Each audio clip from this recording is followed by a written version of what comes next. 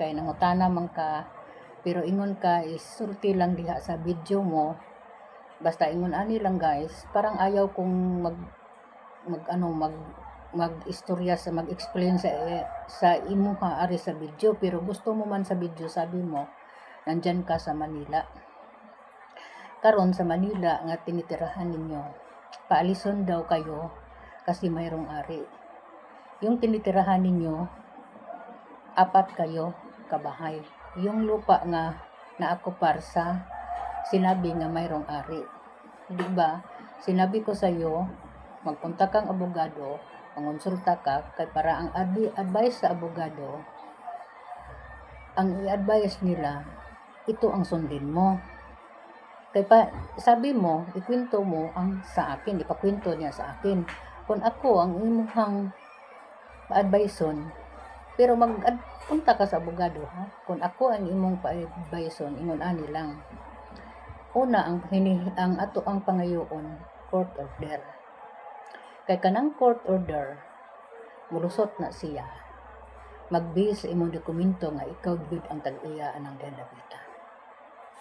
Kay kung mapamatudan na magkanaa jud ang court order nga ikaw gid man ay tag-iya, ikaw ang nagpuyo diha bisan kanus-a pa ka tuiga, bisan galing pa sa imong akuhan, mapahawa jud ka, mapaalis jud ka tungod kay naa may tag-iya. Ingon ana na siya. Pero gi-advisean ka sa abogado nga pag mayroon na kang court order nga mayroong mag-ano sa inyo, ipakita og abogado ang court order. So pinakita na nimo og abogado nga mayroong court order matod mo. Karon ang court order, sabi mo, ang sinasabi ko mausab ang gi-advise sa abogado. Bakit daw ko may alam? Sabi mo, may alam ko kasi may alam ko nga ang court order makapatangtang gid nimo, pero naay pero ha, ipakita sa mga lawyer kailan ang gieskulahan kung mao ba tama ba na, kay daghan na kairong mga scammer nga moingon na ay mubuhat sa court order unya di ay piti. Kay ani man ni siya, kay ang court order usa gid na siya makapaliwanag kung imuha ba gid ng yuta, kay dili na lalim pagawason ang court order. Mao nang mugasto jud ka og kwarta. Mugasto jud og kwarta para sa paglusot sa court order. Kay katulad sa amin probinsya, mayroon kaming sa akong apuhan nga bukid good, pero ang mga dokumento like magpasurvey ka.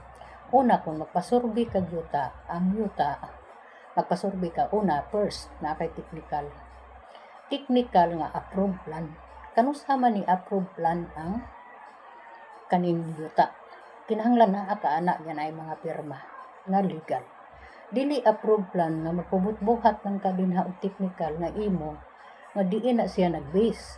Kay ang technical mo utoy mo tudlo kung kanang imong kasukod mao ba ginang yuta. Diba sinabi ko na sa imo ha, pero ako lang gikwento din sabi mo, ikwento mo lang. Kay yung lahat sinasabi mo, kay nagkwento ta, sabi mo, yung lahat nga sinasabi ko, sinasabi sa abogado, yun, totoo. Sabi ko, may knowledge lang ako about ganyan. Sabi ko, yan, ikaw, kay nagkatira ka dyan, na mayroon nang ipakikita nimo nga piki, kanya, hindi man jud sila maka-porsige nimo din ha, kay piki man di ay. So, ang ako lang ka-advise sa inyo, kana imong gipuy-an diha sa Maynila. Bisan asa pa ka nagpuyo, basta kanang tinitirahan natin. Kung mayroon tao moingon sa kanila yan, wala nang problema, huwag ninyong aawayan. Huwag ninyong ang iyang dokumento, ang dokumento niya nga nagmapamatuod ang court order. Katong court order na dili piki. Sa ginakaingon ako nimo, ang pagpasurvey yuta una technical approved plan. Kinahanglan na anak. Pre na mo na technical approved plan.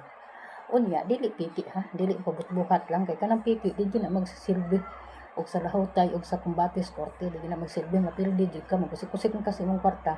Basta court order maunay basihan nga nagpamatuod nga iyaha anhi lang ko kutod siguro kay nag-istorya naman ta sa personal basta tambag na ko nimo ug unsa pa imong naasong nahuna adto na abogado kay kanang abogado maunay mo istorya nimo sa insakto maunay mo hatag advice unya ang gi-advise sa abogado maora sa tumana anhi lang ko kutob ha kay dili man ko abogado pero nangutana man ka unsa gyud igitug-anan ti ka nga maunay ana kay dunay sad ko'y knowledge ana.